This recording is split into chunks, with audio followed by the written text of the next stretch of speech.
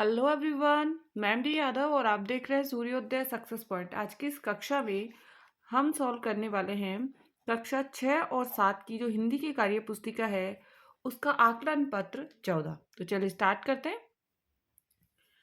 निम्नलिखित गद्यांश को पढ़कर दिए गए प्रश्नों के उत्तर लिखिए। हमें गद्यांश दे रखा है, उसको हमें रीड करना है, पढ़ना है और फिर हमें इसके प्रश्नों के उत्तर देने हैं। तो चलिए पढ़ना स्टार्ट करते हैं। ठेले वाले गुरुजी प्रत्येक शुक्रवार को बच्चों के लिए कहानियों की किताबें ठेले में लाते थे। कब लाते थे? शुक्रवार के दिन वो कहानियों की किताब लाते थे। सभी बच्चे शुक्रवार की प्रतीक्षा करते थे। किसकी प्रतीक्षा? शुक्रवार की वो प्रतीक्षा करते थे। उनमें कहानियां पढ़ने की अत्यधिक लालसा रहती थी। गुरुजी के ठेले में कहानियां का पूरा संसार होता था। पंचतंत्र, जातक कथा, चित्र कथा, पौराणिक कथा से लेकर नदी, नाले, झरने, पर्वत, पशु पक्षियों से लेकर धरती आकाश तक की कहानियां होती थी। पूरा ब्रह्मांड उनके थैले में होता था। बच्चों के चेहरे की खुशी ही गुरुजी का पारिश्रमिक होता था। ठीक है, ये हमने पैराग्राफ पढ़ा। अब प्रश्नों के उत्तर हम देते हैं। सभी बच्चे प्रतीक्षा करते थे। किसकी? शुक्रवार की। किसकी प्रतीक्षा करते थे बच्चे? शुक्रवार की। कहानियों का पूरा संसार होता था गुरुजी के थैले में, कहानियों की पुस्तकों में, दोनों में नहीं। गुरुजी के थैले में। किस में होता था? गुरुजी के थैले में। गुरुजी का पारिश्रमिक क्या था? अब गुरुजी जब कहानियां बच्चों को पढ़ाते थे या देते थे कहानियों की किताबें, तो उनका पारिश्रमिक क्या होता था? बच्चों के चेहरे की खुशी। बच्चों के चेहरे की खुशी ही क्या होता था? गुरुजी का पारिश्रमिक होता था। बच्चों के चेहरे की खुशी गुरुजी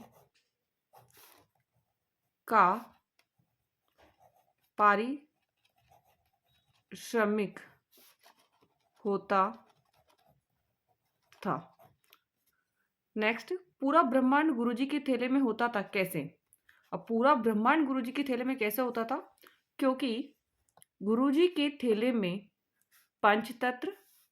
पंचतंत्र, जातक कथा, चित्र कथा, पौराणिक कथा से लेकर नदी, नाले, झरने, पर्वत, पशु पक्षियों से लेकर धरती आकाश तक की कहानियां होती थी।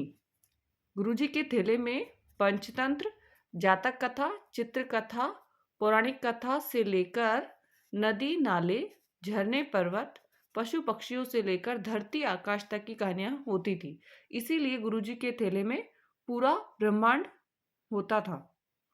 नेक्स्ट, किसको कहानियां पढ़ने की लालसा रहती थी? बच्चों को कहानियां पढ़ने की लालसा रहती थी। किसको रहती थी? बच्चों को कहानियां पढ़ने की लालसा रहती थी।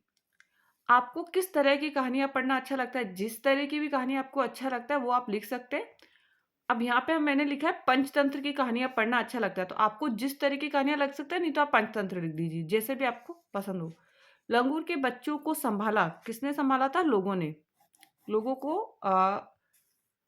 लोगों ने संभाला था। पुलिस ने, टक्कर मारने वाले ने, दूसरी माता लंगूर ने बाद में संभाला था। सबसे पहले लंगूर के बच्चों को संभाला था किसने? लोगों ने।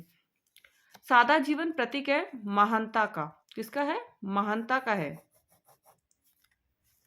ऊपर गद्यांश में 5 संज्ञा शब्द छाटकर लिखिए। गुरुजी संज्ञा शब्द है, बच्चे संज्ञा शब्द है, कहानी, थैला और पशु ये क्या है? संज्ञा शब्द है। ठीक है। आजकल बच्चे कहानियों की पुस्तक कब पढ़ते हैं? हमें क्या प्रयास करने चाहिए कि बच्चे कहानियों की पुस्तक पढ़ना शुरू कर दें? हम बच्चों को रोज नई नई कहानियां सुनाएंगे। मतलब हमें कहानियां उन्हें सुनानी चाहिए तथा उन्हें अलग अलग प्रकार की कहानियों की पुस्तकें देंगे, जिससे कि वो पढ़ने में क्या हो? इंटरेस्टेड हो, पढ़ने में रुचि उत्पन्न हो उनकी।